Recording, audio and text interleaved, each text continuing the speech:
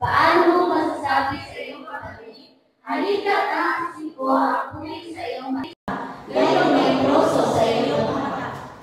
Panglima, sunod ay basahin natin sabay-sabay. Mapagkulit, alisin mo muna ang proso sa iyong mata, at sa gayon ay makakita kang mabuti, upang alisin ang puwing sa mata Ang iyong kapatid. Ang Diyos po ay purihin sa pakabasa at pakarinig ng kanyang mga salita. Makaupo ang kapulungan.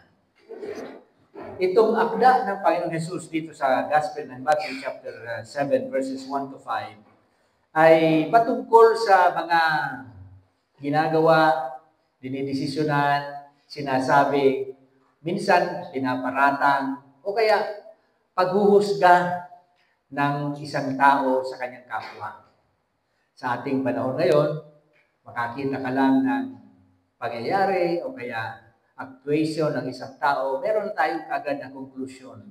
Meron na kagad tayong assessment kung sino siya, kung ano siya, batay sa kanyang kilos, batay sa kanyang sinabi, o kaya sa kanyang mga galaw. Pero dito sa chapter 5 or chapter 7 ng Matthew, ang Panginoon ay naglayo na ito'y turo sa kanyang mga disipulo at sa mga taong nakikinig sa kanya tungkol po sa pagpapakumbaba o sa kababaang loob na huwag agad manghusga, na maging maunawain muna, unawain muna ang sarili, unawain ang iba bago tayo magbigay ng paghuhusga sa ating kapwa. Ang Panginoon din ay naglalayo na itaguyod ang pag-ibig at awa, habag, tulungan ang kapwa sa espiritu ng malasakit, hindi pangungutya. Lalo na sa Facebook, pagka meron kang nakita na post, meron ka na kagad na sasabihin sa kanya. Ang iba ay mga negative, meron namang positive. Pero ang lahat ng ito, mga kapatid, ay minsan ay merong espiritu ng pagkukutya. Kaya sinabi ng Panginoon, huwag maghusga. Gusto rin ng Panginoon na ipamuhay ang katotohanan bago ituro ito sa iba. Ibig sabihin, bago ibigay sa iba ang iyong conclusion, ang iyong assessment, tingnan mo ang iyong sarili. Baka tayo ay meron din na dapat ayusin muna sa ating sarili. Na baka tayo rin ay dapat turuan muna bago ang ating kapwa-tao. Sinasabi rin dito sa aklat na ito na nais ng Panginoon na ang bawat isa sa atin ay huwag maging mapagkunwari, na iwasan ang hipokrisya sa pananampalataya. Kung kaya, binanggit ng Panginoon na judge ginan. Huwag kang humatol. In short, ang judge ginan, mga kapatid, ay hindi pagbabawal sa pagtutuwid ng mali, kundi babala, warning, laban sa pagmamataas ng isang tao at mapagkunwaring paghusga. Ang tamang paghatol ay ginagawa sa kababaang loob, ginagawa sa katotohanan, at merong layuning magtuwid sa ating kapwa, hindi manira. Constructive, hindi destructive. Formative, hindi punitive. Kaya gusto ng Panginoon, tayo na mga disipulo ay matuto na timbangin ang mga bagay-bagay, tingnan sa ating buhay kung ano man ang mga bagay na nakikita natin sa ating kapwa-tao. Meron ako ditong tatlong salita na nais bigyang emphasis sa gabing ito. Una, yung restriction. Pangalawa, redirection. Pangatlo, reflection. Restriction, sapagkat meron siyang nais gawin natin at hindi dapat gawin natin. Una dyan, sabi dyan, dapat po tayo maging mahinahon. Sabihin mo nga, mahinahon. Kaya ang sabi ng Panginoon, huwag kayong humatol. Ibig sabihin ng Panginoon, maghunos dili ka. Huwag ka agad magbigay ng conclusion. Huwag ka agad magbigay ng interpretation. Pag-isipan. Sabi nga, think first before you click sa mga pinupost ngayon. Dahil sa ating mga salita, sa ating mga sinasabi, maaaring ito ay maghayag ng ating mabilis na pagbibigay ng interpretasyon sa ating kapwa. Sabi nga sa Proverbs 10:19, when words are many, sin is unavoidable. But he who restrains his lips is wise. Lagi magang binabagit, more talk, more mistakes. Less talk, less mistake. No talk, no mistake. Kaya sa Biblia, pinatunayan yan. Kapag marami daw sinasabi ang tao, maaaring mahulog ka sa pagkamali. Pero kung marunong kang magpigil sa iyong dila, marunong kang mag-control sa iyong mga salita, tatawagin kang matalino. Sa Proverbs 12:18, ganun din, thoughtless words can wound us deeply as any sword, but wisely spoken words can heal. Doon tayo sa nakakagamot. Doon tayo sa nakakabuti sa ating kapwa. Huwag tayo doon sa nakakasira. Pangalawa, hindi lamang para maging mahinahon, kundi para tayo ay maging masunurin. Ang ibig sabihin yan, kung sinabi ng Panginoon, huwag kang umatol, pag-isipan mo muna, maging masunurin ka sa kanyang salita. Sabi niya, huwag kayong umatol upang hindi kayo hatulan ng Diyos. So may effect sa atin, yung ating sinasabi, yung ating ginagawa, may balik sa atin. Sapagkat sabi sa Proverbs 17:28, even a fool who keeps silent is considered wise. When he closes his lips, he is deemed intelligent. Nagiging matalino pagka hindi umiimik. Yung marunong magpigil ng kanyang emosyon sa harapan ng Panginoon ay nagiging wise. Proverbs 21:23, those who guard their mouth and their tongues keep themselves from calamity. Nakakaiwas sa sakuna, nakakaiwas sa aksidente, sa disgrasya. Kapag tayo po ay marunong magbatyan, marunong mag-control ng ating mga pananalita. Sabi nga ng isang author, patience is bitter, but its fruit is sweet.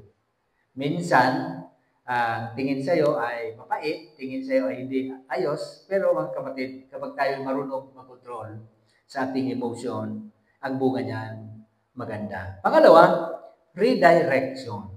Merong i-direct sa atin ang Panginoon about releasing and about receiving. Ang sabi sa verse 2, sapagkat hahatulan kayo ng Diyos ayon sa paghatol ninyo sa iba.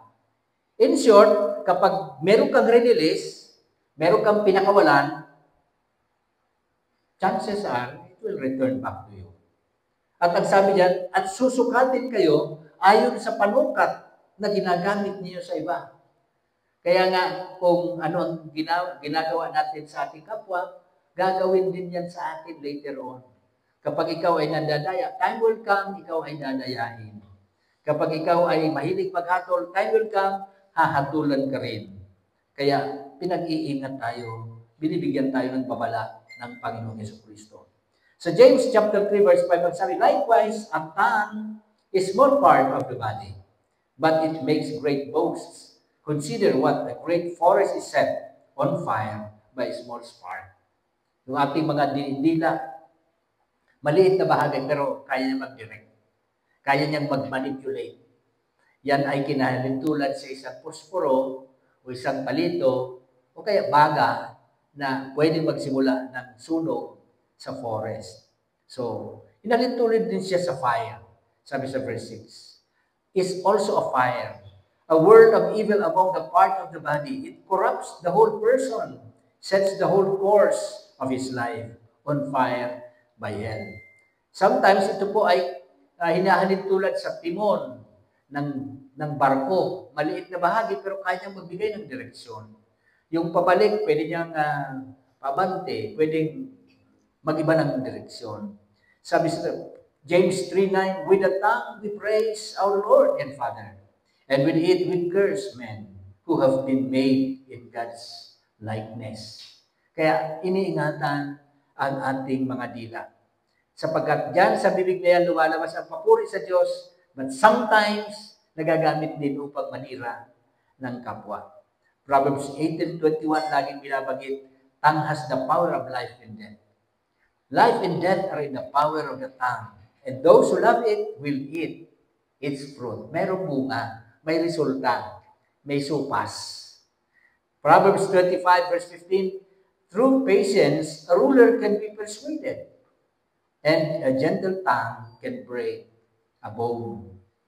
mga pangyayari na pwedeng nakikita natin sa ating kapaligiran ngayon, maging sa social media, maging sa politika natin, makikita sa mga sinasabi ng mga politiko sa ating bansa. Dahil may kapangyarihan talaga ang dila. In fact, sa Matthew 18:18, ang sabi ng Panginoon, whatever you bind on earth will be bound in heaven. Whatever you loose on earth will be loose in heaven. In short, sa pamagitan ng ating mga sinasabi, pwedeng may mangyari sa langit. Pwede rin may mangyari sa lupa. Sa 19, ang sabi diyan, again, truly I tell you that, if two of you on earth agree about anything they ask for, it will be done for them by my Father in heaven. Kaya, dila dapat ay bantayan.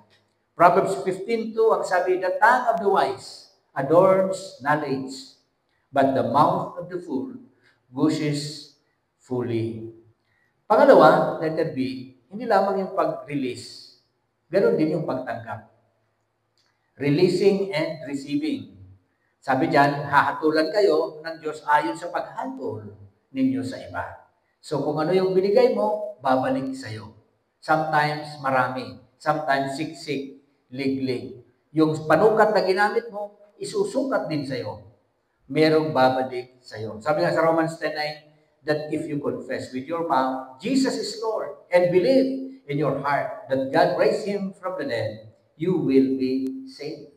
So a matter of confession will bring us salvation. A matter of declaration will give us salvation. Lalo-lalo na kung ito ay tungkol sa pag-confess natin sa pagkapanginoon ng Kristo nating tagapagligtas. Galatians 6:7, pakibasa.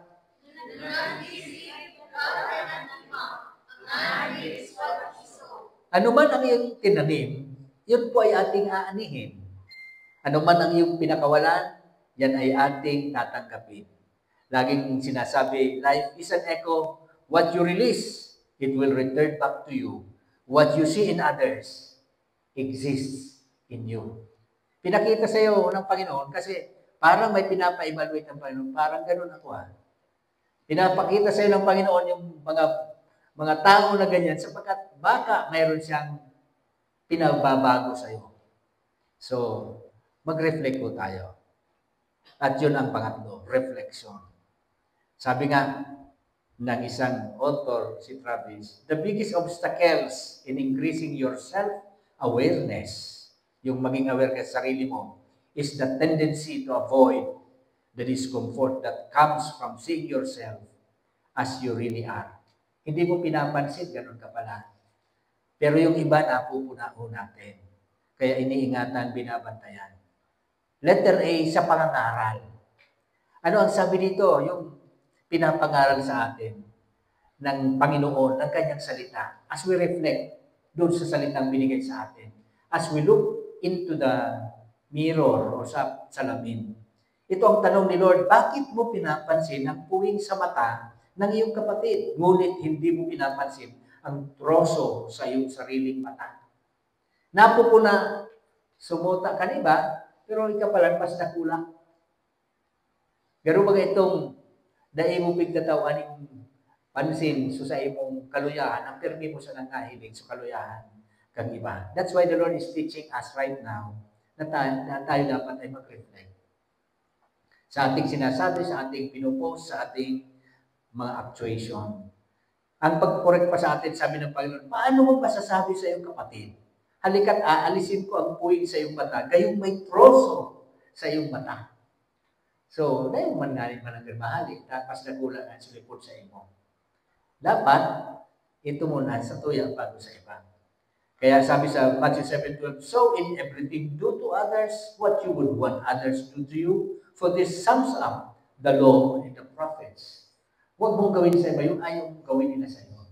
Sapagkat kung ano yung ginagawa sa iba, gagawin din sa iyo. Mas malugit pa. Kaya ito po ay warning sa atin. Ganon din ang sinabi sa Luke 6:31, fire. Sabi nga ni Eckhart Tolle, remember, your perception of the world is a reflection of your state of consciousness. Sometimes kapag tayo po ay negative thinker, ang lagi nating hinahanap, ang lagi na nating nakikita, yung mga negatibong bagay. Pero kung positive thinker ka, kahit may negative kang nakikita, makukonvert mo siya. Ang titingnan mo yung mabuting bagay, yung good points sa tao, sa kapwa, maging sa mga pangyayari sa ating buhay. Halimbawa, may bagyo. Ang nakikita ng iba, distraction. Pero tayo nakikita natin cleansing. O kaya merong mga earthquake or tsunami. Binabanggit sa news.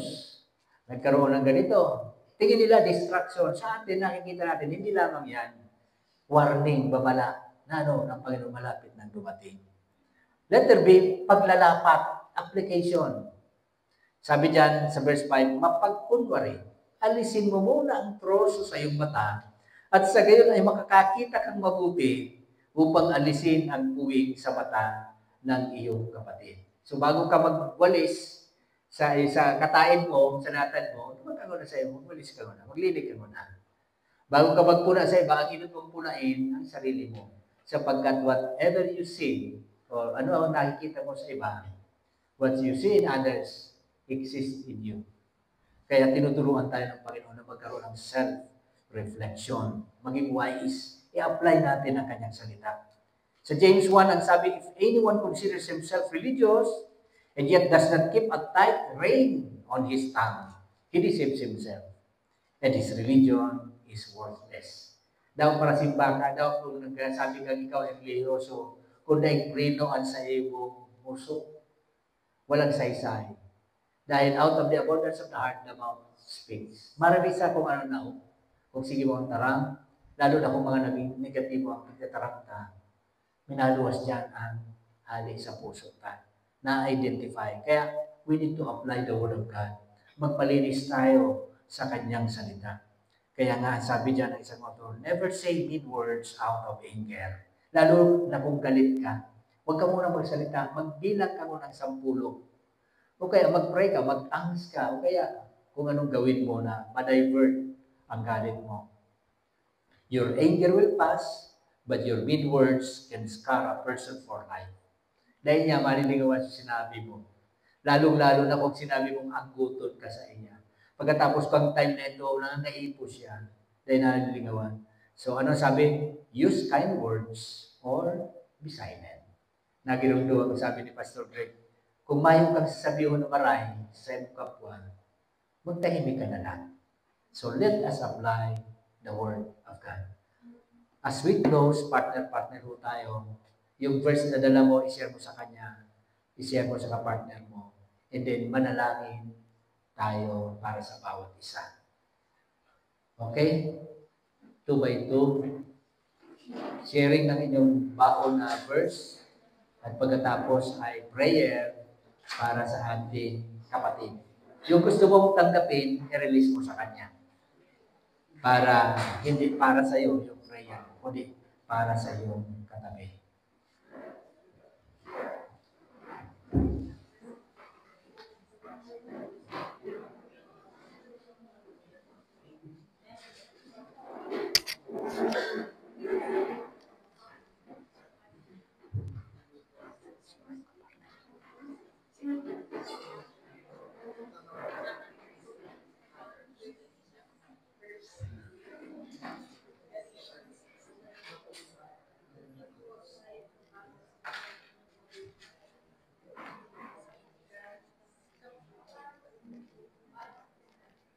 James, manaig di James, kita dua.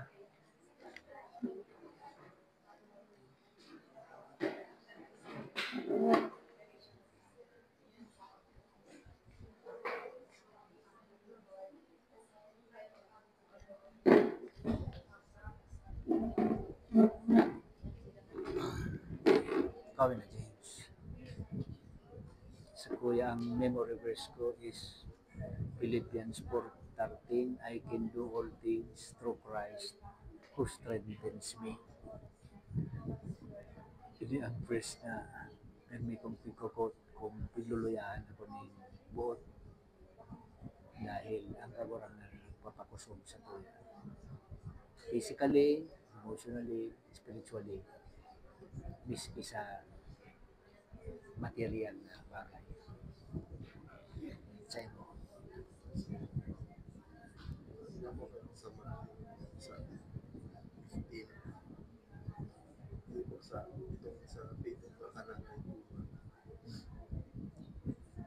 sabi din ni Lord sa 24, I was sent only to the lost sheep of Israel. Kumbaga, pero nailimitados. Part kita sa ito. Ay, Canaanites. sa luwas po. Iyo, ganun. Part kita sa ito. Kananay po. And ngayon ko po na kung guran ko ka-great love ni Lord sa diya. Hindi pagaling man din po sa akin kay kananay. Kahit sa iyo. And despite not being part of the lost sheep of Israel, still naging part po sa salvation na ginawa ni Jesus kapag nagalit siya sa cross. Ito po naging proud na reflection. Mapalad kita. Sobrang ibig, sobrang blessed kita. Itong unmerited favor sa Lord. Despite sobrang na-deserve. Pero still, nagay ko salvation na experience sa ito. Favor and blessing na supposed to be sa Israelites lang na impart ko sa akin. And ngayon ko naman na may takol na bagay na hindi kita magagawin ko para sa ito.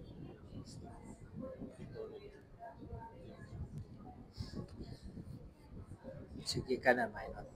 Tapos i-close ko sa prayer. Lord, sa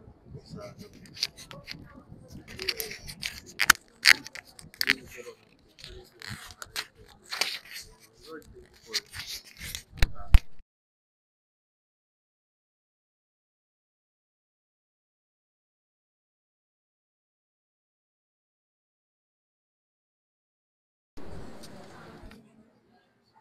give us a grateful heart for that. Give us simple things. Kung may pinapapala, kahit minsan may hindi namin Lord, teach us to in good times and in sad times. Lord, teach us to still be grateful to you, Lord. Noon sa focus na buhay. As Lord, for Yes, Lord. sustaining me, Yes, Lord. for favor ng patuloy mo kapalog sa pamilya. Lord, ikaw, patuloy mo provide ng good health, strength, and his body. Lord, salamat. Thank you for the places you prepare kanya po. Yes, thank you, Lord. Lord, thank you for always staying with us. Thank you, Lord.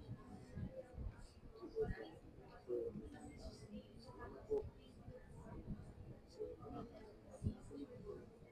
pinakabukas na po.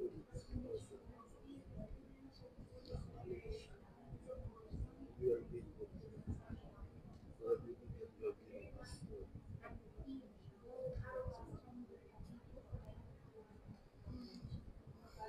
Tunay kang dakila sa aming buhay. Nagbibigay ng pangalawang pagkakataon, nagbibigay ng iyong mga salita upang maging gabay namin sa buhay. Salamat po sa lakas, sa sigla, sa proteksyon, sa provision mo kay James. Salamat po sa kanyang pamilya. Salamat po sapagkat sinasamahan mo siya sa lahat ng panahon. Anumang lugar ang kanyang marating, anumang panahon, Lord God, nandiyan ka, hindi mo siya iniiwanan, hindi mo siya pinababayaan. Sa gabing ito, nais kong ipanalangin ang kanyang kamay, Panginoon, ang kanyang paa, na ang lahat ng hawakan ng kanyang kamay ay mapagpala. Lahat ng lugar na apakan ng kanyang paa ay daluyan ng iyong biyaya. At sa pangalan ni Jesus, dinideklara ko sa kanya, O Lord God, na sa kanyang pagsunod sa iyo, siya ay maging blessing, hindi lamang sa kanyang pamilya, kundi sa kanyang kapwa, katrabaho, kaibigan, kamag-anak, at lahat ng mga taong makakadaog pagpalad niya. Salamat po dahil siya ay iniingatan mo sa sakit, sa karamdaman, o anumang sakuna, anumang aksidente. Araw-araw